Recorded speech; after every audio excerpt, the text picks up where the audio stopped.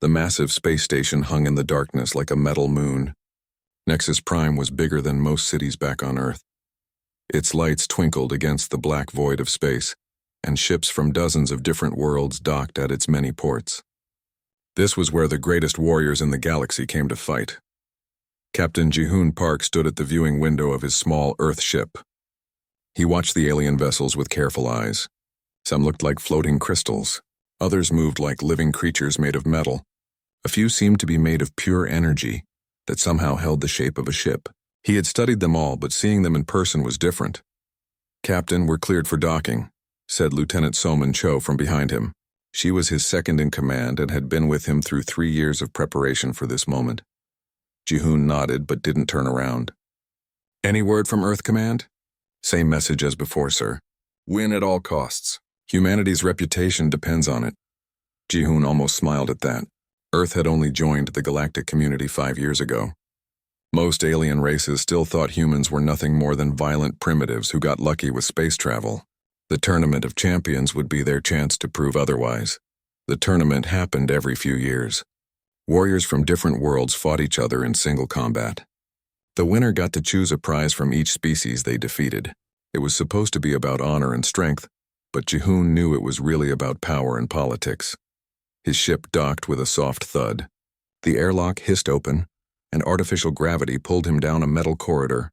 The station's air smelled different than Earth air. It was clean, but somehow empty, like it had been filtered too many times.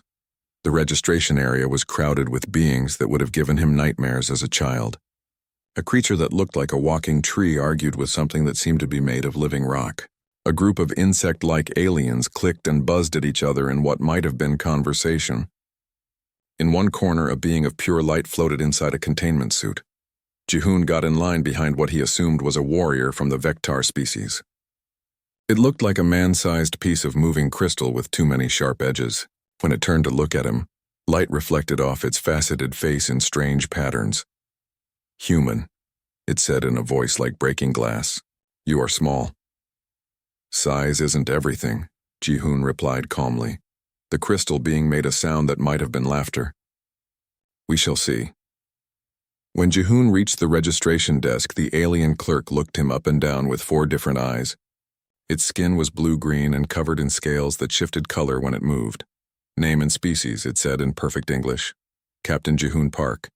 Representing Earth and humanity." The clerk's eyes blinked in sequence. "Ah, yes, the newcomers. You understand the rules? Single combat. No weapons except what your body naturally produces. No outside assistance. Fight until surrender or incapacitation." "I understand." "Good. Your first match is in 6 hours against Thok of the Brutari clan. Preparation rooms are down corridor 7. Try not to die too quickly. It reflects poorly on the tournament." Ji-hoon found his assigned room and began his warm-up routine. He had been preparing for this tournament since Earth first learned about it. 3 years of studying alien combat styles through whatever footage they could get. 3 years of physical and mental conditioning. 3 years of learning to fight opponents who might have natural weapons, armor, or abilities that humans didn't possess. But Ji-hoon had advantages too. Human beings were unpredictable in ways that other species weren't. They could adapt quickly to new situations. They could ignore pain and fear when necessary. And they had developed fighting techniques over thousands of years of constant warfare. His first opponent was Thok, a member of the Brutari. They were a warrior race that looked like humans crossed with bears, twice as tall, 3 times as heavy with claws and teeth designed for killing. They were known for their strength and their simple, direct fighting style. The arena was a simple circle 50 meters across. The floor was made of some kind of metal that wouldn't break no matter how hard someone hit it. Around the circle, thousands of aliens sat in the stands, watching and waiting. Thok entered from the opposite side. He was everything Ji-hoon had expected and more. His fur was black with silver streaks, and his claws gleamed under the arena lights. When he roared, the sound echoed off the walls like thunder. The crowd cheered. They clearly expected the small human to be torn apart quickly. Ji-hoon walked to the center of the circle and bowed respectfully. Thok looked confused by this gesture but returned it awkwardly. "Begin," shouted the referee, a floating ball of energy that spoke in every language at once. Thok charged immediately, just as Ji-hoon had expected. The Brutari always attacked first and asked questions later. But Jihoon wasn't there when the massive alien reached where he had been standing. He had rolled to the side and come up behind his opponent. A quick strike to the back of Thok's knee made the big alien stumble. Another strike to his lower back made him grunt in pain. Thok spun around with his claws extended, but Jihoon was already moving again. The fight lasted 20 minutes. Thok was strong and tough, but he was also slow and predictable. Jihoon used every dirty trick he had learned in the Korean Special Forces. He attacked pressure points that worked on most humanoid species. He used Thok's own momentum against him. Most importantly, he never stayed in one place long enough for those deadly claws to reach him. When Thok finally collapsed from exhaustion and accumulated damage, the arena was silent. Then slowly the crowd began to cheer. They had never seen a small fighter defeat a large one using pure technique and strategy.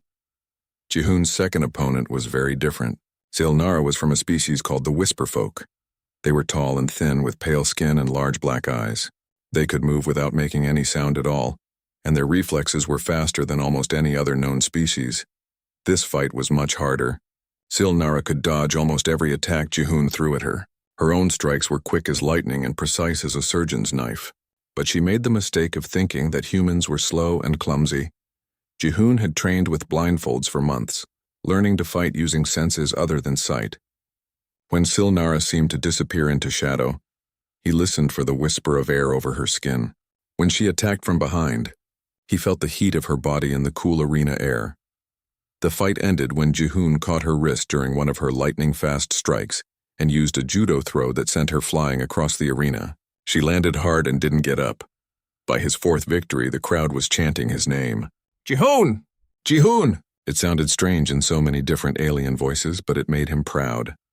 His opponents got tougher with each round. A warrior made of living metal who could change the shape of his body. A creature that could split into multiple copies of itself. A being that fought using controlled gravity fields. Jihoon defeated them all, not through superior strength or speed, but through adaptability and intelligence. He studied each opponent during the fight, learned their patterns, found their weaknesses. He used techniques they had never seen before and couldn't predict. The final match was against Korthul the Destroyer, the defending champion. He was a massive reptilian creature with scales like armor and teeth like swords. He had won the tournament 3 times in a row and had never been seriously challenged. The arena was packed. Beings from across the galaxy had come to watch the strange little human fight the greatest warrior alive. Most expected it to be a short, bloody fight. It wasn't short. It lasted almost an hour. Korthul was everything Jihoon's previous opponents had been, but bigger, stronger, and smarter. He adapted to Jihoon's tactics as the fight went on. He set traps and used psychological warfare, but in the end, human endurance won the day. Korthul was used to quick victories. He had never fought an opponent who just refused to stay down. Jihoon took damage that would have killed most beings, but he kept getting back up. He kept fighting. When Korthul finally fell, the arena erupted in chaos. Some aliens cheered, others threw things at the arena floor. Many just sat in stunned silence. Jihoon stood in the center of the circle, bleeding and exhausted but victorious. He had done what no one thought possible. A human from a primitive world had defeated the greatest warriors in the galaxy. Now came the hard part. He had to choose his prizes. The prize selection chamber was the largest room Jihoon had ever seen. The ceiling stretched so high above him that it disappeared into shadow. Along the walls, displays showed off treasures from a dozen different worlds. Advanced weapons that could destroy entire cities. Starship designs that were centuries ahead of Earth technology. Rare metals worth more than some planets. Representatives from each species Jihoon had defeated stood beside their offerings. They tried to look calm, but he could see the worry in their eyes. Whatever he chose would be a significant loss to their people. Some of them looked angry.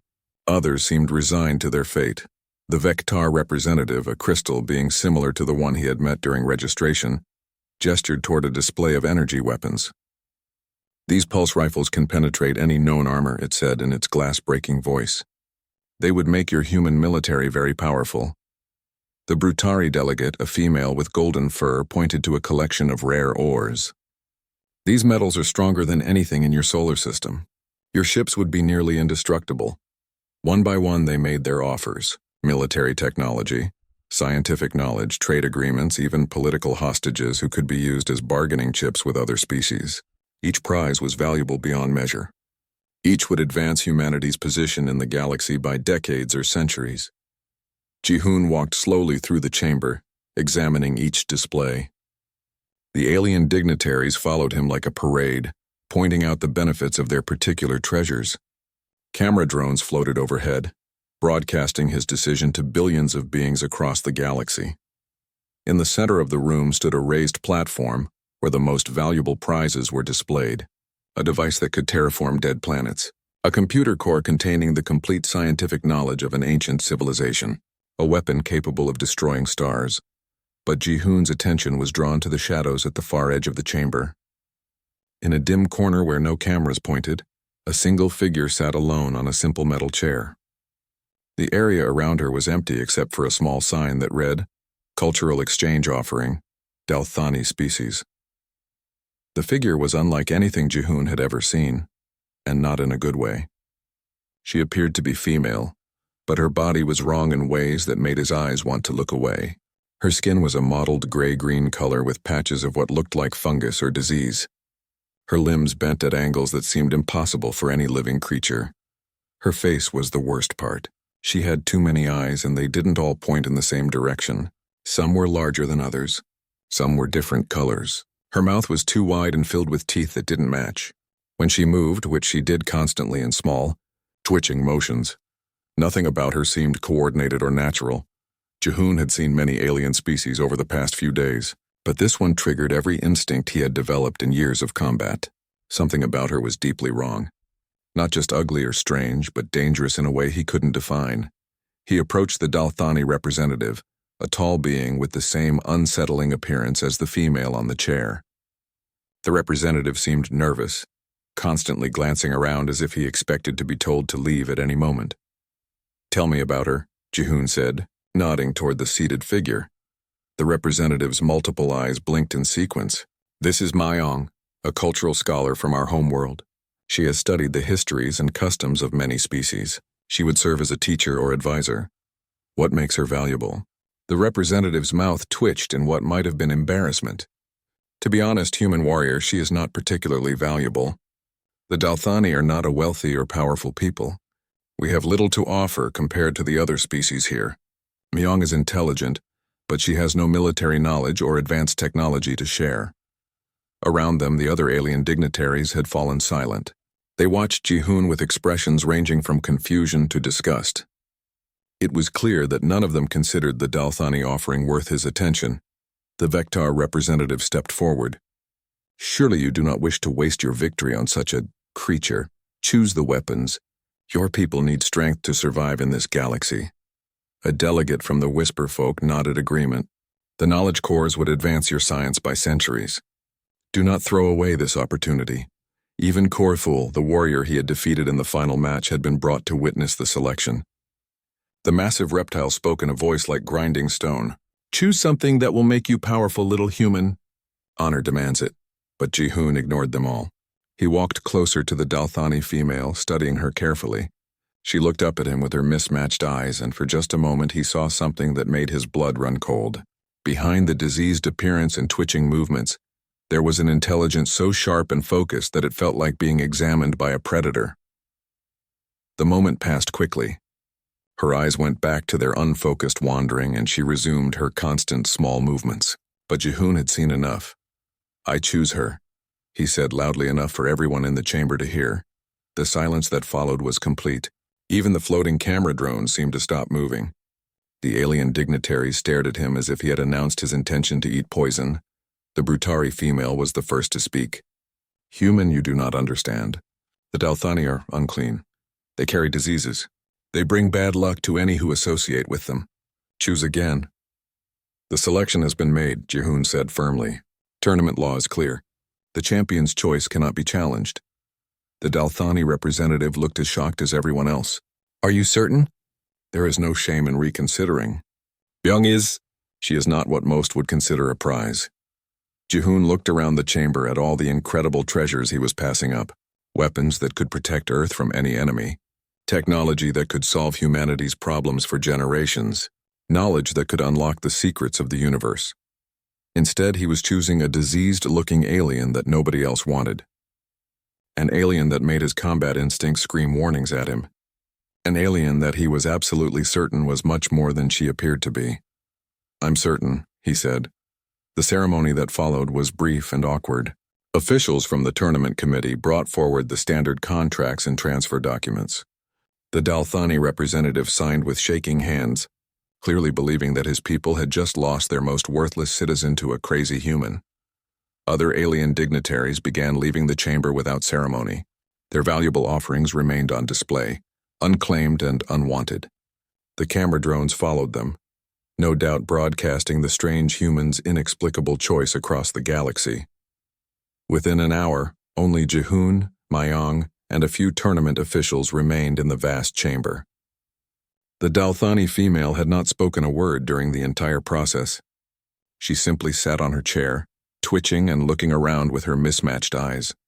A tournament official, a being that looked like a floating jellyfish, approached Jihoon with a data pad. "Captain Park, we need to inform you of the legal implications of your choice. As the prize winner, the individual Myong is now considered your property under galactic law. You are responsible for her actions and her welfare. Do you understand?" "I understand. Very well. Transportation to your ship has been arranged. The Dalthani government has provided basic care instructions and cultural information. We strongly recommend that you have her examined by a medical professional once you reach Earth." Jihoon nodded and turned to Myong. She was looking directly at him now with at least 3 of her eyes. The others continued to wander apparently at random. "Can you walk?" he asked. She nodded and stood up from her chair. Her movements were awkward and unsteady, like someone learning to use their body for the first time. But she managed to stay upright and take a few shuffling steps.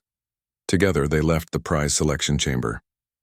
Behind them, the displays of advanced weapons and miraculous technologies powered down one by one. The greatest treasures in the galaxy sat abandoned in the growing darkness.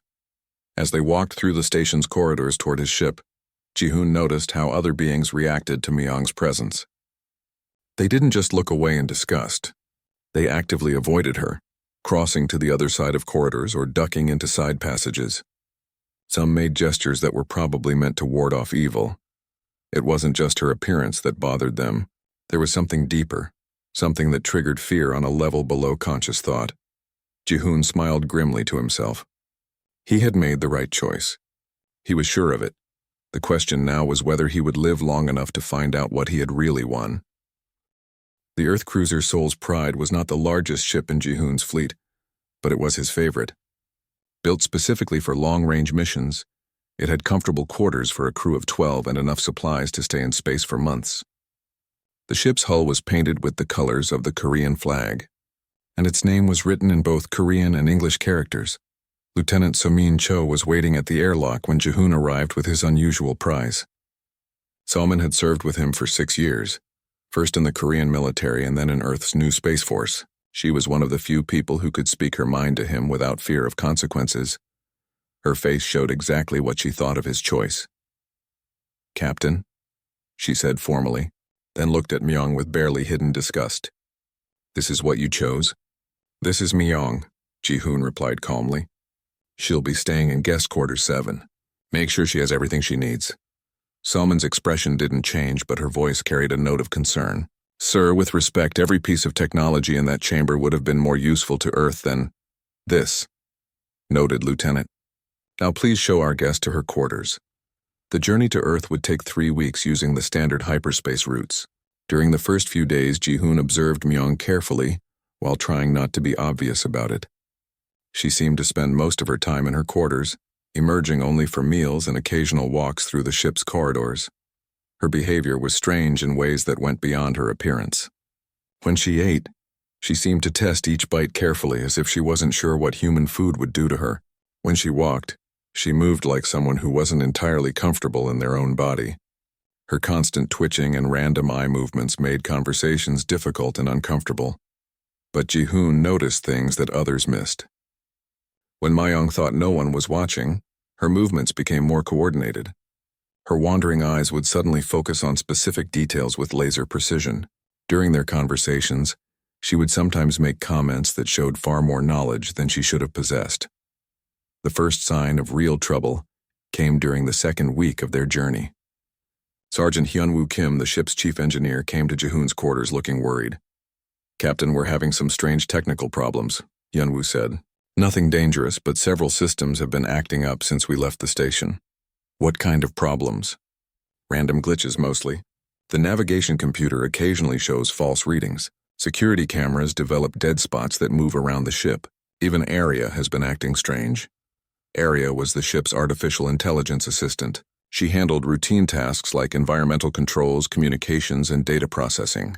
Jihoon had never known her to malfunction. Strange how. She's been slow to respond to commands. Sometimes she seems to forget conversations that happened just minutes before. And yesterday I caught her running diagnostic programs that I never authorized. Jihoon frowned. "When did these problems start?" "About 3 days ago, right after we picked up your guest." That evening, Jihoon decided to test his suspicions. He invited Myung to join him in the ship's small observation lounge for dinner. The room had large windows that showed the swirling colors of hyperspace rushing past them. Myung arrived at exactly the appointed time, moving with her usual awkward shuffle. She sat across from him at the small table and began eating the simple meal that had been prepared for her. "How are you finding the ship?" Jihoon asked casually. "It is adequate," she replied without looking up.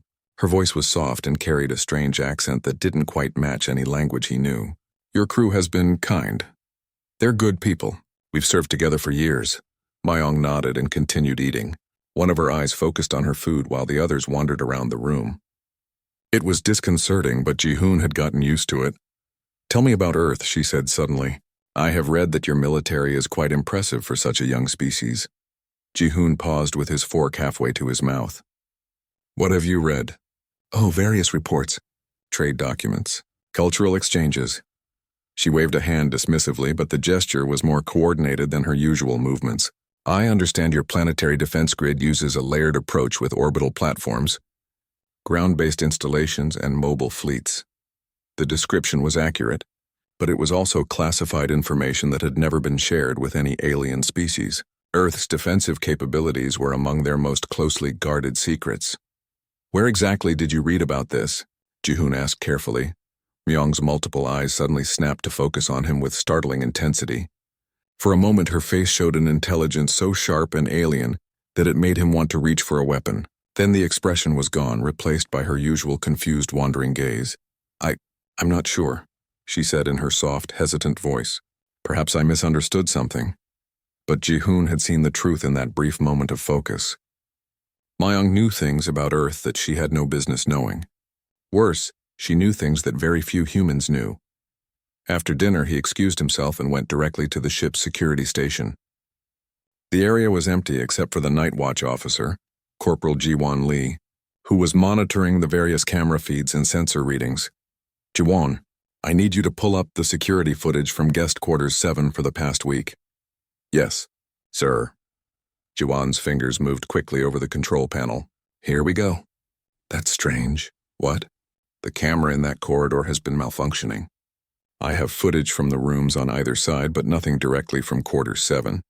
It's like there's a blind spot that moves with your guest." Jihoon felt his suspicions crystallizing into certainty. "Show me the footage from the adjacent cameras." They watched in silence as the recordings played. Most showed empty corridors and the occasional crew member walking past. But several times they saw Myung moving through the ship in ways that didn't match her usual awkward shuffle. In one clip, she moved with fluid precision down a corridor that should have been unfamiliar to her. In another, she paused at a wall panel and seemed to study it intensely before continuing on. Most disturbing was a recording from the engineering section that showed her standing perfectly still, while invisible hands seemed to operate the control panels around her. "That's impossible," Ji-won whispered. "The panels aren't moving by themselves, but I can't see anyone operating them." Jihoon could see exactly what was happening. Myung was manipulating the ship's systems in ways that the cameras couldn't detect. Whatever technology she was using was beyond anything in Earth's current understanding. "Ji-won, I want you to monitor her constantly. Use every camera and sensor we have. If she goes anywhere near critical systems, I want to know immediately." "Sir, should I alert the crew?" Jihoon considered this carefully. If Myung was really as dangerous as he suspected, panicking the crew might force her to act more aggressively. On the other hand, They needed to be prepared for whatever might happen. Not yet, but make sure all security protocols are ready to activate on my command. That night, Ji-hoon lay awake in his quarters thinking about his situation. He had brought something onto his ship that was far more dangerous than any weapon in the prize selection chamber. Something that could apparently manipulate their technology at will, and had access to classified information about Earth's defenses. The smart thing to do would be to jettison her immediately, dump her in an escape pod and let her find her own way home. But something told him that wouldn't work. If she was really what he suspected, a simple escape pod wouldn't contain her for long. Besides, there was another possibility. Maybe she wasn't an enemy. Maybe she was exactly what she claimed to be, a cultural scholar. Maybe her people had technology that allowed them to do things that seemed impossible to humans. And maybe, just maybe, she was exactly the kind of ally that humanity needed. The next morning, Ji-hoon found Mayong in the ship's small library reading from a data tablet. She looked up when he entered, and for just a moment her eyes showed that same sharp intelligence he had seen the night before. "Good morning, Captain," she said in her soft voice. "I hope you slept well." "Well enough," he replied, sitting down across from her. "Mayong, I think it's time we had an honest conversation." Her multiple eyes focused on him with varying degrees of attention. "About what?" "About what you really are." For a long moment neither of them spoke. The only sound was the distant hum of the ship's engines pushing them through hyperspace toward Earth. Finally, Mayong set down her data tablet and looked at him directly with all of her eyes. When she spoke, her voice was different. Clearer, more confident, and somehow much more frightening. "What makes you think I'm anything other than what I appear to be?" The observation lounge felt smaller when Mayong dropped her disguise. She still looked the same. Mottled skin, mismatched eyes, awkward limbs. But everything about her presence had changed. She sat straighter in her chair. Her movements became precise and deliberate. Most importantly, all of her eyes focused on Ji-hoon with an intensity that made the hair on his arm stand up. "You want honesty, Captain Park?" she said, in a voice that carried no trace of hesitation or confusion. "Very well. But understand that once I tell you the truth, there will be no going back. Knowledge has consequences." Ji-hoon kept his hands relaxed and away from his weapon, though every instinct screamed at him to draw it. "I'm listening." Mayong stood and walked to the observation window. Outside, the swirling colors of hyperspace painted her strange features in shifting lights. "The Dalthani are not what we appear to be. We are not the diseased, worthless creatures that other species believe us to be. We are survivors. Survivors of what? Of extinction. Of genocide. Of the rise and fall of empires that your species cannot even imagine." She turned back to him, and her multiple eyes seemed to look through him rather than at him. "We have been playing a very long game, Captain. Longer than your entire species has existed." Ji-hoon felt his mouth go dry. "How long?" "The Dalthani civilization is approximately 47,000 years old. We have watched star systems be born and die. We have seen species rise from primitive hunters to galactic powers, only to destroy themselves through war, plague, or simple stupidity." She began pacing around the room with movements that were now fluid and graceful. Her appearance was still disturbing, but the intelligence behind it was unmistakable. "Early in our history, we learned a simple truth. In this galaxy, the strong destroy the weak and the weak destroy each other. To survive, we had to become something else entirely. What did you become? Invisible, worthless, disgusting. We engineered our own appearance to trigger revulsion in most sentient species. We developed technology that allows us to hide in plain sight. We became the servants, the janitors, the cultural attachés that no one pays attention to." Ji-hoon thought about all the alien reactions to Mayong at the tournament, the way beings had avoided her, made gestures to ward off evil, crossed corridors to stay away from her. Everyone fears you without knowing why. Exactly. Fear disguised as disgust. It is a survival mechanism that we have cultivated for millennia. Most species develop an unconscious aversion to the Dalthani. They cannot explain why they want to avoid us, so they rationalize it as aesthetic preference or superstition. But humans don't have that conditioning. Mayong smiled, and it was not a pleasant sight. "Humans are new to galactic society. You have not been exposed to our influence long enough to develop the psychological barriers that other species carry. Your military training allows you to recognize real danger even when you cannot identify its source. Jihoon leaned back in his chair, trying to process what he was hearing. So your entire species is involved in some kind of galactic espionage network? Not espionage, survival. We gather information, yes. We monitor threats to our continued existence. We occasionally influence events when necessary. But we are not conquerors or destroyers. We are gardeners. Gardeners? We tend the galaxy like a garden. We remove threats that would destabilize entire regions. We provide subtle guidance to species that show promise. We preserve knowledge and culture from civilizations that destroy themselves. We ensure that life continues to grow and evolve. She walked back to her chair and sat down, once again focusing all of her eyes on him. Your species has attracted our attention, Captain Park. Humans are interesting. In what way? You are young but adaptable, violent but capable of surprising cooperation. You solve problems in ways that older species have forgotten how to do. Most importantly, you have not yet become locked into rigid patterns of thought and behavior. Jihoon felt a chill run down his spine. What do you want from us? Nothing yet. We are simply observing, learning, deciding whether humanity represents a threat to galactic stability or an opportunity for positive change. And if you decide we're a threat? Mayong's expression didn't change, but the temperature in the room seemed to drop several degrees. Then we would take appropriate action to protect the galaxy from that threat. The casual way she said it made Jihoon's blood freeze. How many species have you removed? Fewer than you might think. More than you would hope. Direct action is always our last resort. Most species that become genuine threats to galactic stability destroy themselves before we need to intervene. Jihoon stood up and began pacing, his mind racing through the implications of what he was hearing. So you were placed in the tournament deliberately. You expected someone to choose you as a prize, correct? We anticipated that the winner would choose either advanced technology or valuable resources. Either choice would have given us access to their homeworld and military structure. Your selection caught us completely off guard. Why? Because you chose what others feared to touch. Because you recognized danger where others saw only disgust. Because you acted on instinct rather than logic or greed. She tilted her head in a gesture that might have been curiosity.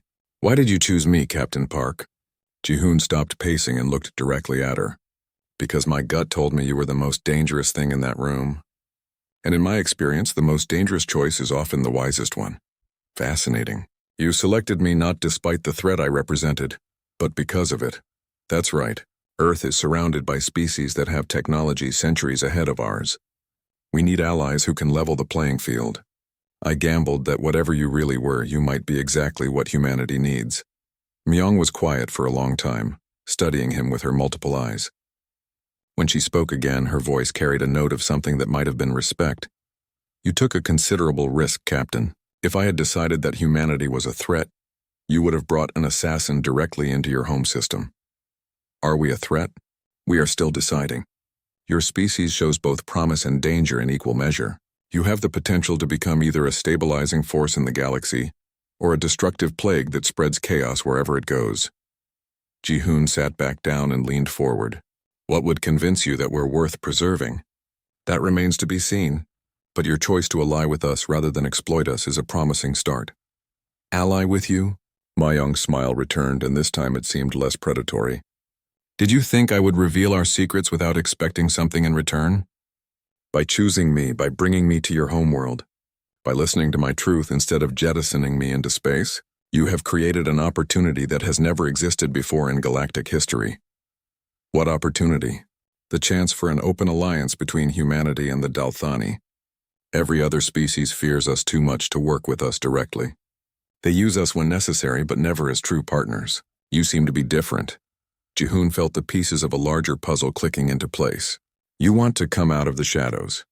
We want to see what happens when a young, adaptable species has access to 47,000 years of accumulated knowledge and technology. We want to see if humans can succeed where others have failed. And if we disappoint you, then you will join the long list of species that showed promise but ultimately chose destruction over growth. The conversation was interrupted by the ship's intercom crackling to life. Lieutenant Soman Cho's voice filled the room, tight with concern. Captain, please report to the bridge immediately. We have a situation. Jihoon stood up, his hand automatically moving toward his weapon. What kind of situation? Long-range sensors are detecting multiple ships on an intercept course. They're not responding to hails, and their configuration doesn't match any known species. Myong rose from her chair, and for the first time since dropping her disguise, she looked genuinely concerned. Captain, we need to reach the bridge quickly. If those ships are what I think they are, your crew is in immediate danger. What are they? Pirates, slavers. They specialize in capturing ships that carry unusual cargo. Her multiple eyes fixed on him with urgent intensity. They have been tracking us since we left the tournament station. As they rushed toward the bridge, Ji-hoon realized that his gamble was about to be tested in the most direct way possible. He had allied himself with one dangerous unknown, and now they were both about to face another. The question was whether his new ally would help him protect his crew, or whether she would use the crisis to further her own mysterious agenda. The Bridge of Soul's Pride was tense with controlled panic when Ji-hoon and Myong arrived. Lieutenant So-min Cho stood at the main tactical display, her face grim as she tracked the approaching contacts. Report, Ji-hoon ordered, taking his position in the captain's chair.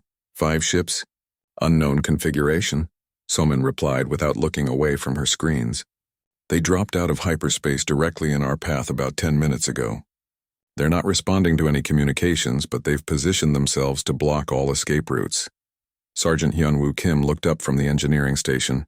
Captain, these ships, they're using technology I've never seen before. Their energy signatures don't match any known species.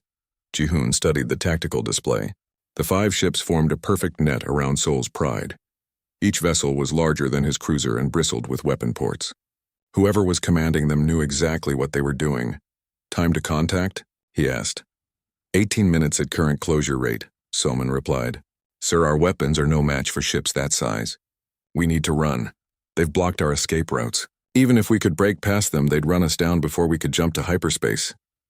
Myong stepped forward, moving with the fluid grace she had shown since dropping her disguise. Captain, may I examine your sensor readings? So-min looked at Ji-hoon with barely concealed distrust. Sir, is it wise to share tactical information with... Do it, Ji-hoon ordered.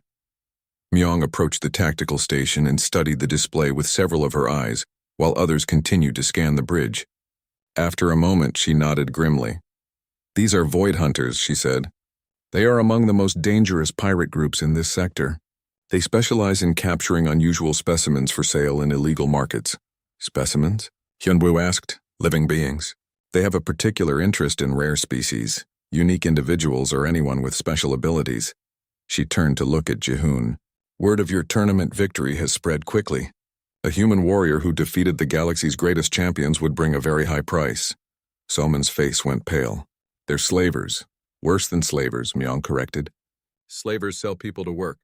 The Void Hunters sell them to collectors who treat sentient beings as trophies or experimental subjects. Death would be preferable. The bridge fell silent except for the steady beeping of the sensor displays. Ji-hoon could see the fear in his crew's faces as they realized the true nature of their situation. Options? He asked. Very few, So-min replied quietly.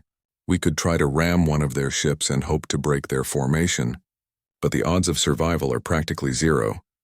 We could surrender, suggested Corporal Ji-won Lee from the communications station. Maybe they'd be satisfied with just taking you, Captain, and let the rest of us go.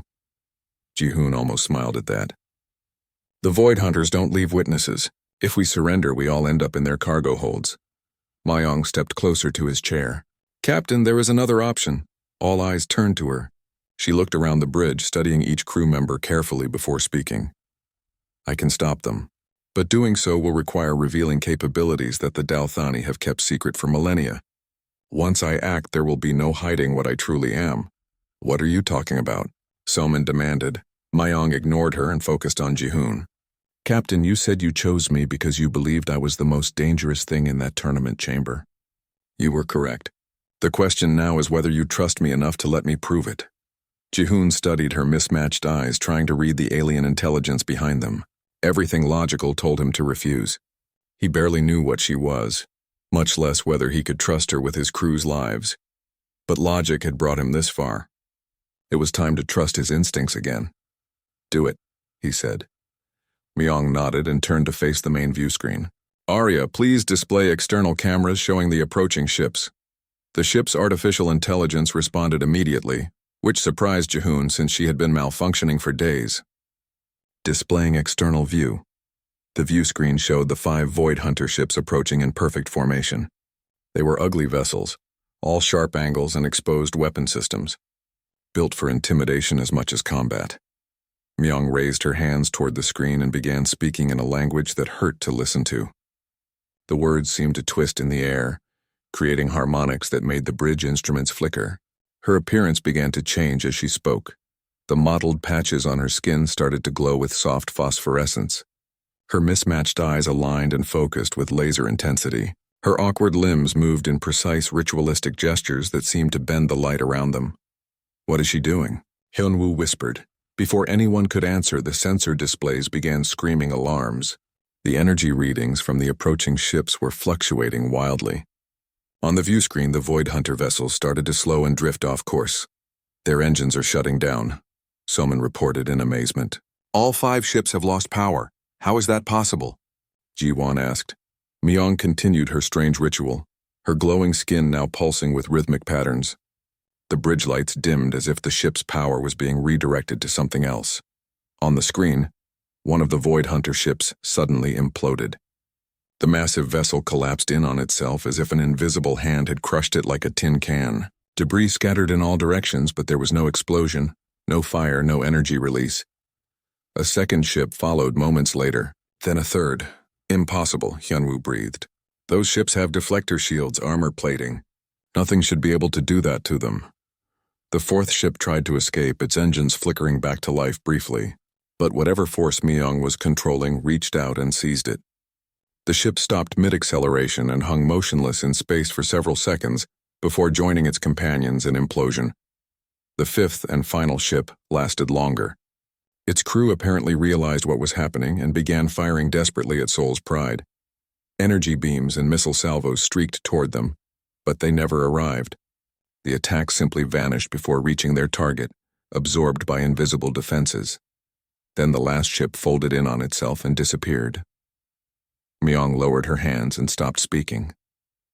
The phosphorescence faded from her skin, and her eyes returned to their usual mismatched wandering.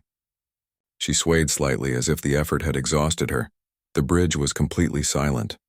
The sensor screens showed empty space where 5 massive warships had been moments before. "What?" Soman started to say, then stopped. "How did you do that?" Myung turned to face them, and her voice carried notes of weariness when she spoke. "Gravity manipulation on a quantum level. It is one of many technologies that the Dalthani have developed over our long history." "You crushed them with gravity?" Hyunwoo asked in disbelief. "I created localized gravitational fields with approximately the same mass as a small star. The ships were unable to resist the force." Ji-hoon stood up from his command chair and walked over to her. "Are there more of them?" "The Void Hunters travel in groups of 5 ships. This was their entire force in this sector." "And you could have done this at any time?" "Yes. Then why wait?